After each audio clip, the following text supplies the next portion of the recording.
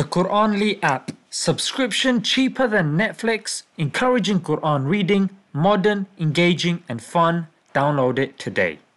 Robert Maxwell, owner of the Daily Mirror, you say that he was an Israeli agent. You say that his daughter Ghislaine also, though, worked for Israel, and it was Robert Maxwell who introduced Jeffrey Epstein to Ghislaine Maxwell. Assalamu alaikum guys, and welcome to another episode of Smile to Jannah. You may be wondering why certain powerful and influential people are hell-bent on supporting Israel despite the extortionate amount of violence that we are seeing from them on a daily basis. Do you support a ceasefire? And if not, why not? Well, I don't know how you can have a ceasefire, permanent ceasefire, with an organization like Hamas, which is dedicated to turmoil and chaos and destroying the state of Israel. Well, I'll give you one word, mate. Blackmail. Even though the clip that I'm going to show you is of a ex-Mossad, and we know that if you're part of a secret service, be it MI6, CIA, Mossad, you never become ex. But even so, we know that there are other people that have corroborated this line of thinking. People like John Perkins, who's written the book Economic Hitman, a must read, and others as well. Let's take a look. I suppose what the most alarming allegations that you've been making are that the entire Epstein operation was a honey trap operation to entrap politicians, policymakers, celebrities, people in the media basically to become Israel's assets. Correct. That it became basically an intelligence operation to entrap different politicians. And blackmail is not the only thing.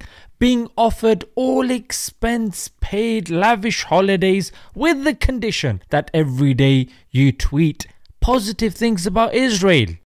Steve Byrne calls me, and Steve Byrne goes, "You want to go to Israel?" I go, "Why?" And it's on the house. They fly you first class, the whole thing.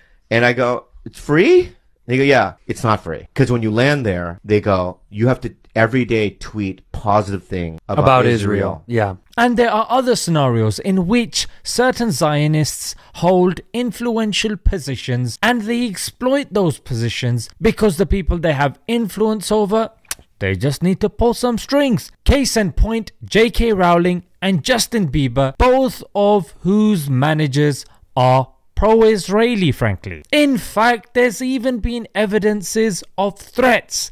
Here you've got the wife of British boxer Amir Khan, who has received an anonymous message from the Israelis to cease. Otherwise, there's gonna be problems, mate. So this nasty little Israeli man is threatening a woman anonymously. It definitely sounds like an IDF soldier, frankly. How brave! A video on this I thought was absolutely necessary because we are being gaslit, i.e. we're being told that the reality that we're seeing is actually false, i.e. the people that are the oppressors are being sold to us as the victims, and that it just for any reasonable person, it's so frustrating to see that, especially when you have influential academic leaders of our communities that also sing from the same rap sheet, and we wonder why. And then it makes sense when we hear that people like Epstein were used in blackmailing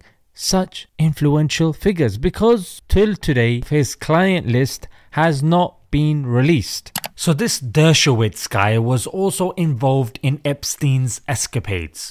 Then we see he's helping him out.